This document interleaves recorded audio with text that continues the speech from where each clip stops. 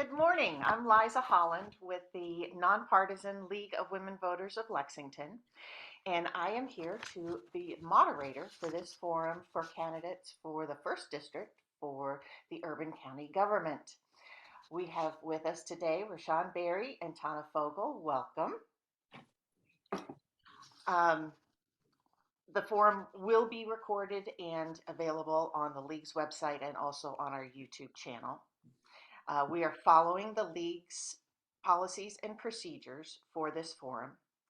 And in order to give the candidates a fair chance to be heard, we have randomly selected via random.org for the order of opening remarks and questions, and the second time for order of closing remarks. Each candidate will have 60 seconds to introduce themselves, 60 seconds to respond to questions, and 60 seconds for closing remarks. All right, then we will begin with opening comments and we'll turn it over to Ms. Fogle. Good morning, and thank you for allowing me to be here. Thank you for this forum. My name is Tayna Fogle. I have been raised in 1st District all my life, starting out at Short Street and McCracken Drive and Wimburn and Charlotte Court. Those have been some of my roots that I grew up in. I am so excited about being a candidate for 1st District to lead in the next couple of years and to change policies. You know, I have really worked hard 34 years just growing and cultivating relationships in Lexington, from the homeless all the way to city government. I am happy to be here. I'm happy to share more about me as we dig into this forum. And once again, thank you for being here. Thank you so much. Mr. Berry. Good morning. Thank you again. It's nice to see everyone this morning. Thank you to the League of Women Voters for having this forum. My name is Rahsaan Berry, and I'm running to be your next 1st District Councilman. And the reason why I'm running is because I want to educate, bring resources, and serve this community on a continuous basis. Now, I said serve because for the last 25 and a half years, I've served you as local law enforcement. My father, Ulysses Berry, served you for 41 years in local law enforcement. We are really dedicated and committed on serving you and continue to serve you as I go forward. Now, in serving you, I've served over the community service section of this police department, and which entails that Safety City, DARE, Citizens Police Academy, and other organizations. But not only that, I've served this community for the last 25 years, and I continue to serve this community. And that's all I am about. I'm transparent, I'm an open book, and I want to continue to serve and love as I go forward. Thank you. Thank you so much. Mr. Berry, you will go ahead and take this question first. What do you most want to accomplish in the coming 2 to 4 years on council if elected? There's so many things to choose from, but what would you most like to accomplish? When I think about that, and first of all, thank you for that question. So when I think about that, I think about being the bridge between the community and the city. And that's important. I think we've become lost and the disconnect has been gone for a while. And I think what I can do is have our office, and I say our office because I serve the people of the 1st District, to know that they can rely on me and that I can be transparent and bring the information they need so I can educate them, I can bring them resources, and knowing that I continue to serve them like I said before. So the important part of that is, like I said, is I want to continue on being that gap, that mediator between them. And also with the police department. I've been there for 25 years. You know, in the last year, we've had some things that people don't like with the Black Lives Matter and the police department. I want to educate them and be there for them. So that's what I will tend to do. Thank you. Thank you. Ms. Fogle. So what I would like to accomplish is to ensure more funding for mental health services, for one, I think that our city is under a dark cloud. And even because of COVID, people have been isolated, and our mental health status is lacking. If you would go to my webpage, my Facebook page, you will see my platform. You will see where I talk about healthcare, and you'll see where I talk about police accountability. You'll see where I talk about livability and just bringing our democracy back together. We were speaking earlier about there is a surge of people wanting to be involved. This is a prime time to build relationships, to take us. One thing we cannot exclude is youth engagement and how we are going to bring this city back together. And of course, gun violence. So many issues to address, I tell you what. Yes. Ms. Fogle, you will take this question first. Would you support the expansion of the urban services boundary if it were done very carefully so as not to harm the agricultural part of Fayette County? And if you could be assured that housing built there would be mixed, small and large, expensive and inexpensive, single family and multifamily? And please explain your answer. The way you laid it out, I would support it. What I do know about the urban service boundaries is I love green space. And I know that the building of structures that we're building now is taking away our green space, which in turn cultivates tornadoes and flooding when you don't have the trees to block the wind and the waves that comes through. I don't know how we're going to do this. What I do know is I need help. I need the community's input.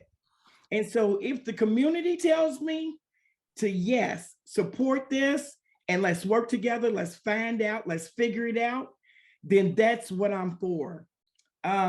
We need to still be involved in our community and neighbors finding neighbors.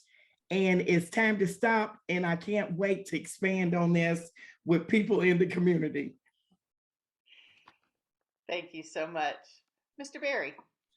First of all, I think we need to expand or look at all the ways that we've been doing it once before, like we're doing it now. There's still a lot of green space that is still not been built yet. Yes, I believe so. And we need to see if that is developable, so we can see how we can do some other options in that way. And then we need to look at some policies that may be going down to see how we can implement some of those things and these traits as we go along.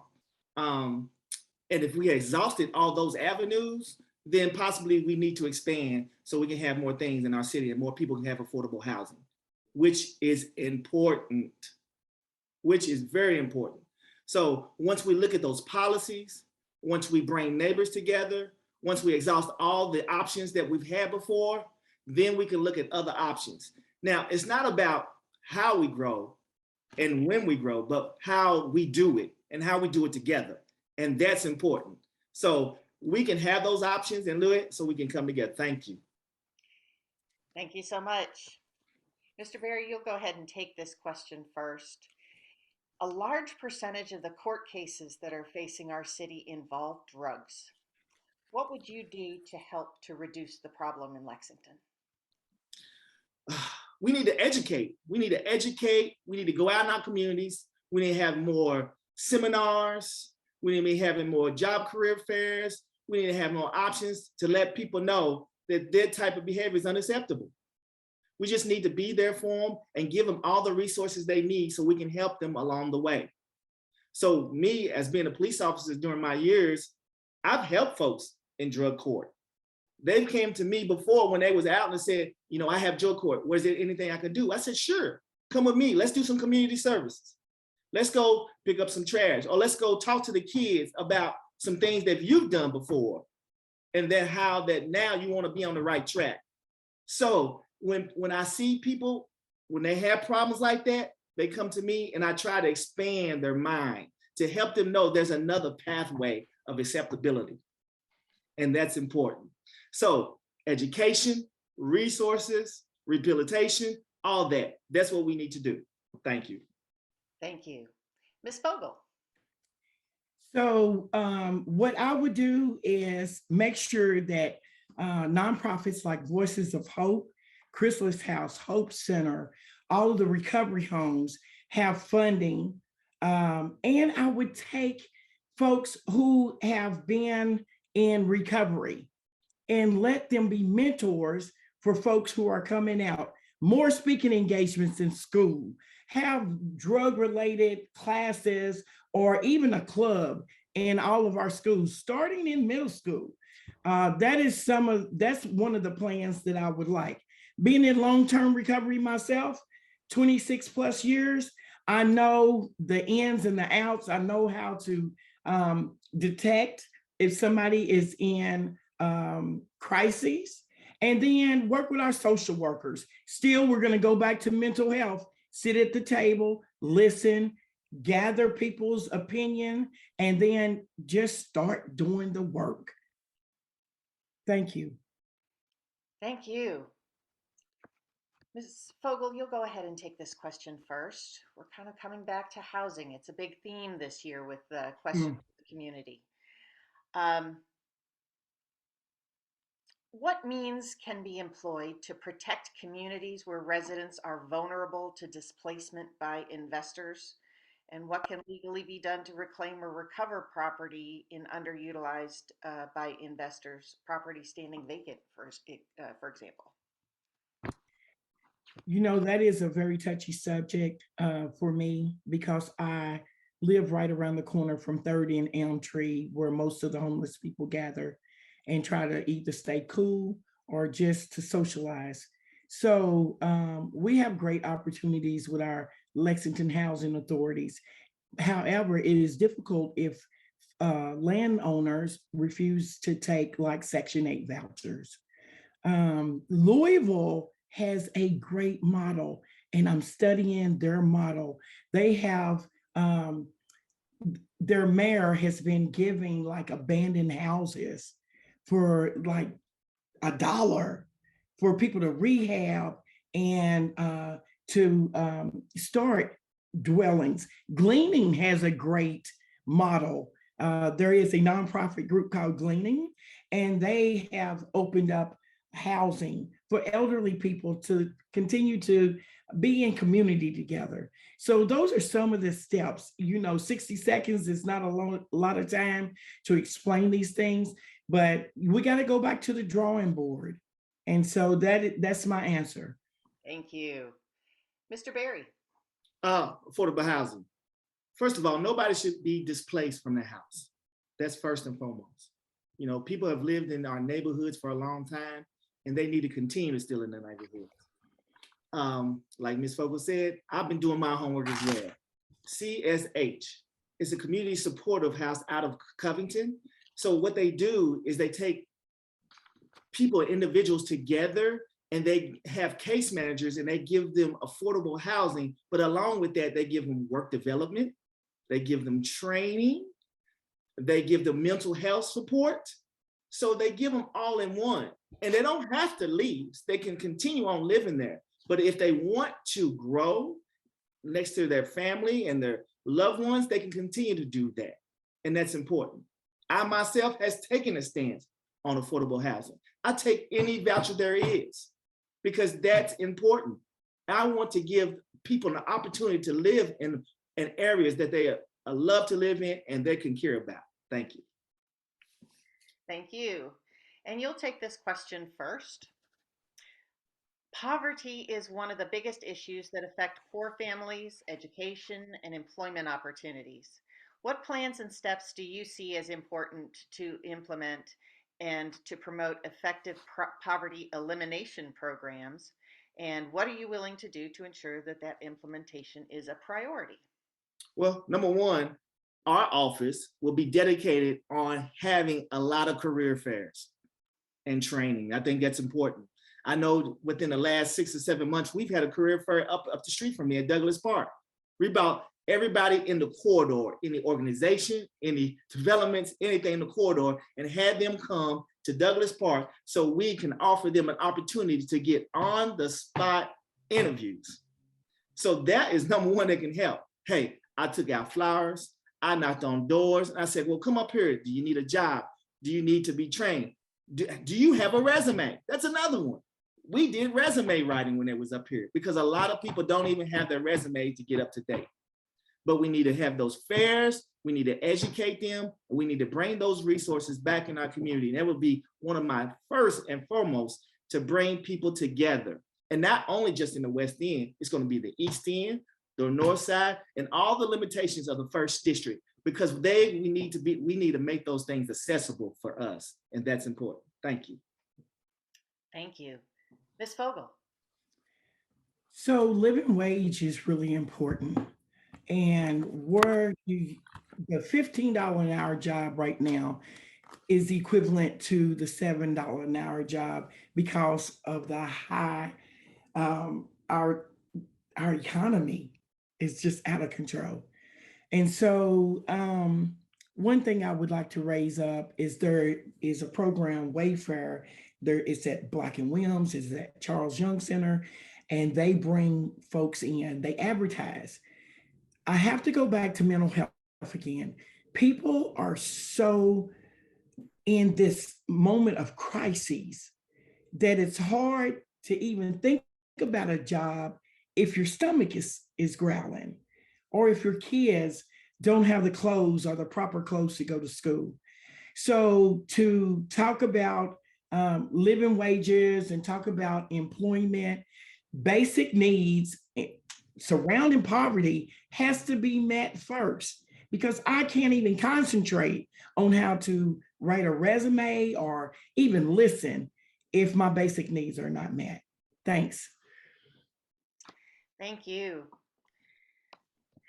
I have another question that will expand a little on some comments that both of you have made.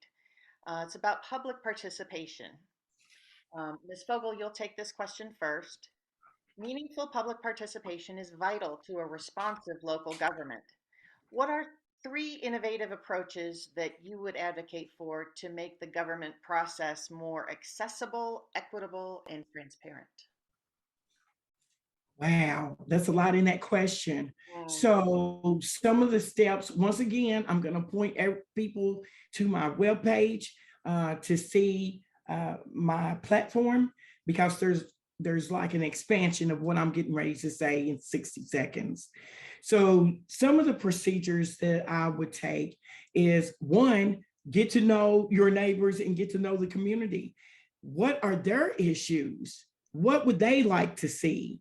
Because when we go to the table and we sit at the table, it's not Tayna Fogle's inventions, it's not Tayna Fogle's thoughts. It's what are the issues that are affecting the community that we're serving. So one of my plans, and that I will implement, is to ask the neighborhood associations to send at least one representative to a monthly meeting or bi-meeting, and let me hear what the issues are. And that's where I have to start at. I have to listen. I love to talk, but it's time to listen. Thank you.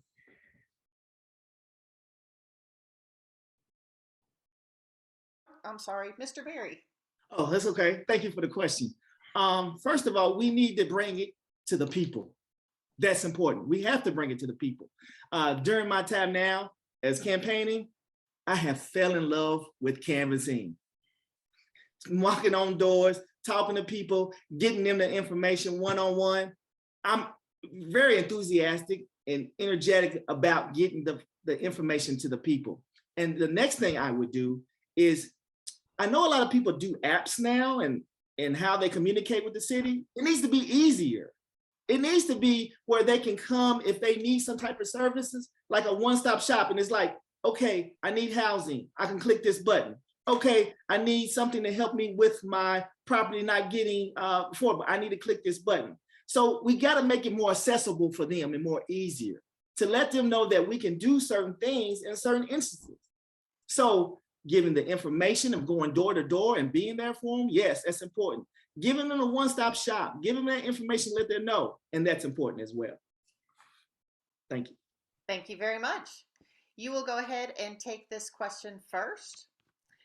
Over half of the city's budget in the general fund is allocated to public safety. Yet those needs are different in each district. How will you address the specific public safety needs of your district while ensuring that those services are responsive to and effective for the community as a whole? Well, thank you for the question. We need public services, and it's important because we want to have safer neighborhoods. We want to provide people with the health care that they need when they have emergencies with our EMS operations. We just need that all together. So yes, the personnel is important, but sometimes we can take some of those funds and use them in different manners. So the other day I talked about it's hard for us as officers to detect certain situations. And like we had before, domestic violence is huge in our city. But if we combine our services with certified social workers that can go in some of these calls with us, and maybe they can identify some things that we need, we can have that. So we're bringing, like Ms. Fogle said, mental health practitioners with us. We're bringing nonprofit organizations to help us because we can't do it all. The city can't do it all. But if we have some of these organizations and some of these people that can help us continue on doing the service, we can make a difference. Thank you. Thank you. Ms. Fogle. So when we talk about public safety, we talk about and including the 13 murders that's in 1st District alone. I know the city is suffering from all the harm and the crime, but we're talking about 1st District. 1st District is different from the north of Main Street and from the east of Broadway. We are not set apart. It's inclusive around the city, but when you look at public safety in 1st District, you're looking at maybe over policing, you're looking at people's safety. But what I would do, still listening, is to develop mentors, use the mentors. We are so rich in 1st District with people who have lived experience, like myself. We have all of those people in Voices of Hope, drug court, and every place that can be a mentor for people with drug addiction and misuse. We have people who have come out of prisons who have been in community, working, paying taxes, becoming productive members of society. They are our mentors. Yes, we're in a high crime in 1st District, but St. Martin Village has the best model that I've seen. They have team captains, they check on their elderly, they have police that is engaged into their neighborhood association. So if we adapt that across 1st District, we would be a better district, and Lexington can start looking at people instead of crime, not labeling. Everybody doesn't fit in the same category. No, they do not. Super. Ms. Fogle, you'll take this question first. Many citizens in the region lack private transportation and must rely on accessible, reliable, safe, and affordable public transportation.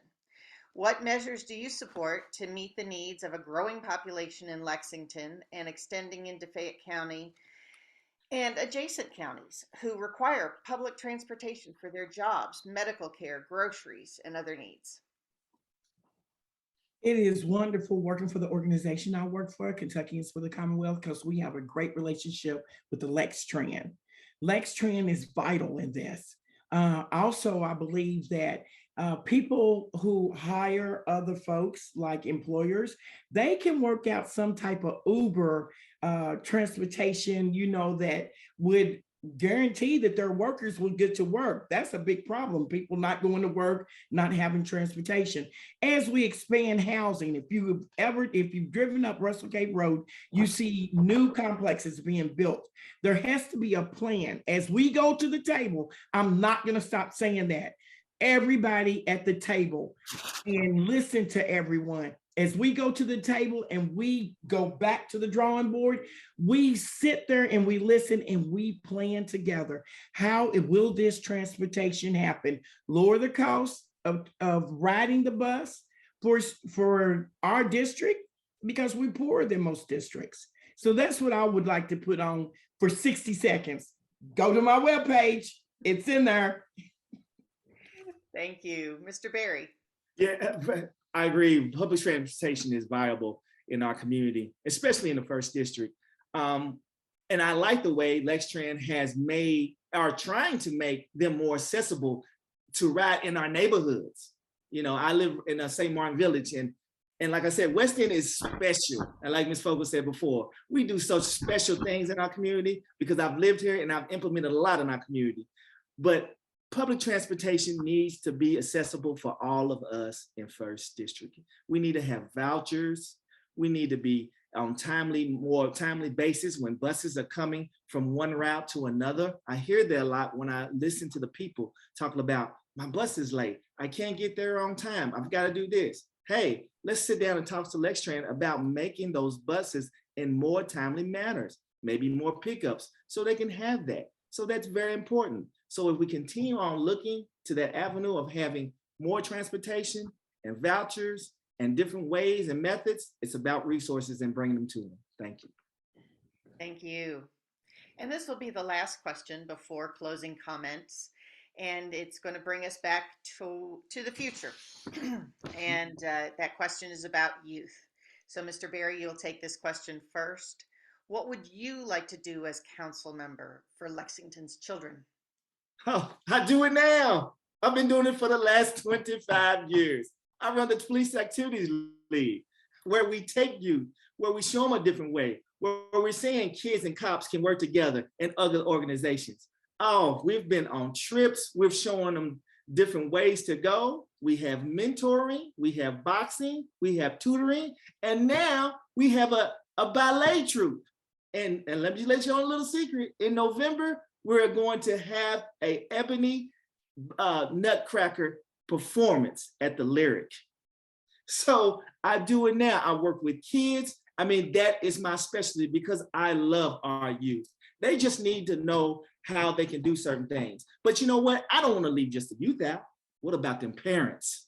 That is key right there. We've got to educate them and help them and give them resources because they need help. Because sometimes they don't know what to do when their child is acting up. I get that all the time. I said, you know what? Let's sit down and discuss what I need to do for your child and let me help you with these circumstances. Thank you for that question.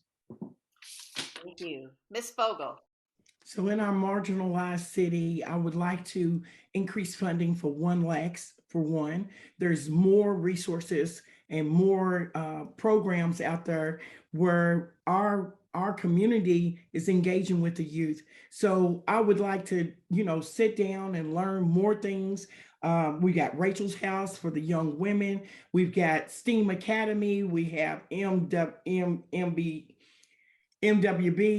and those initials are probably turned around because I'm trying to get everything out. But Roz Akins, everybody knows her, so they know what I'm talking about. But we've got to listen. Our youth cultivates their own community. They have their own language. They have their own technique. We cannot rub what we think that they should do and how they should act. We've got to listen and learn who they are, what they want. They are the best components to tell us what is needed in the community. I would not even try to think about how I'm going to do it. I'm a grandmother of 11, so I have a lot of experience working with youth. And I'm happy for that question because that question has been left out of some of the forums that I've been in and some of the places and meetings that I've gone to. So thank you for raising that up because they are our future. No problem. They are indeed. We now turn towards closing remarks. And Ms. Fogle, you're up first. So first of all, I just want to reiterate that I am for the people. I am looking forward to serving you. I need you on November the 8th to vote for Fogle for First District Council. It has been a pleasure being here to expound on some of the forums that we've already been in. Remember, it is our duty to help and to engage and to sit at the table, to listen to each other, to plan. I don't have the answers. I don't have all of them. I've got some good ideas, but what it's going to take is action. I need each and every one of you to meet me in the place that you want me to show up in. I will be there. I also want you to know that First District you deserve better. We deserve better. Let's do it together. November the 8th, vote Fogle, First District Council. Thank you. Thank you so much. And Mr. Berry. Thank you again for having me this morning. It's been a couple of difficult days for me, myself, but I've had an opportunity to reflect and to get back to the basics. And you know what? I am the people. I want to serve you the best way I can. You know what? 25 years, I can remember 25 and a half years ago, I took an oath downtown and they said, do you swear to protect the people of this city in Lexington and to provide? I did. And you know what? I want to take that oath in January. The same thing I did 25 years ago. I am dependable, I'm going to be reliable, and I'm going to be credible. So look at me. I want your support. I want your vote. And on November the 8th, don't leave me out. I'm the #1 on the ballot, and hopefully I'll continue to be #1 in your heart. Thank you for having me today. I appreciate it. Thank you so much. And thanks so much to both candidates. We so appreciate you stepping up to run for office, and you obviously care very much about your district. And thank you very much for those of you who are taking the time to educate yourselves and listen to this forum today. If you are interested in league membership, please do check out our website at lwvlexington.com. And do not forget to make a plan to vote on November the 8th. You can also look for additional information on the candidates at vote411.org. Thank you so very much for joining us.